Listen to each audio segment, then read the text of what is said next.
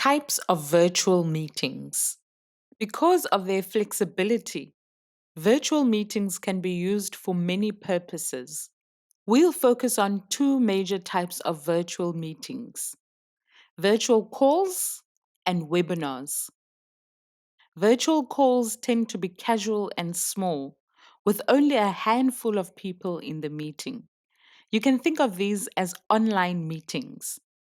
Virtual calls are often used for group meetings with an organization or meetings between representatives of different organizations. Much like an offline group meeting, a virtual call should have an organizer who brings a list of issues to cover during the meeting. This is usually called the meeting's agenda. You'll see some example agendas in a later section. The organizer may also take notes on the meeting and keep an eye on the time so that the meeting doesn't go too long. Other than the organizer, virtual calls do not usually have special roles. Everyone is expected to participate equally in the meeting and share their thoughts. For that reason, everyone is expected to use video communication if their internet speed allows it. Seeing everyone's faces creates the feeling of a small, personal meeting where everyone has a voice.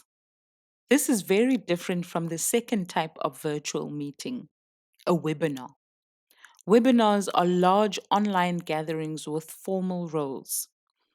Examples of webinars include the following: town halls, where a high ranking official or employee makes an announcement and then takes questions from the audience about the announcement. Virtual workshops, where an expert provides an interactive lesson to the audience.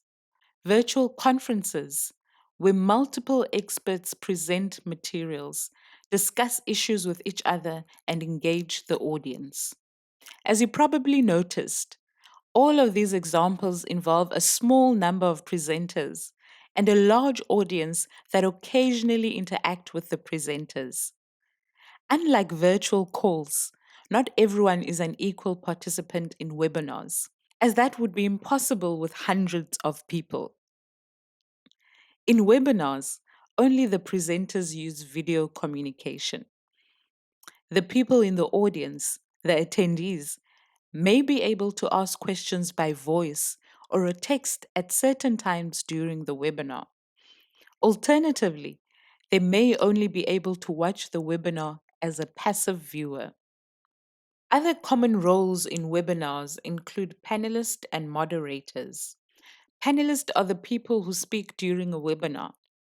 In virtual conferences, panelists often hold panel discussions with 3 to 5 people who do a live debate about an issue. The moderator makes sure everything is running smoothly. They may have a list of questions for panelists, or they may be the person who reads the attendees' submitted questions and then relays the questions to the panelists. The moderator is responsible for managing the people and content of a webinar.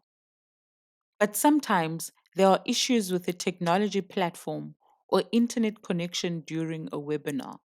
In those cases, webinars rely on an IT specialist, an expert who can fix technology issues when they arise.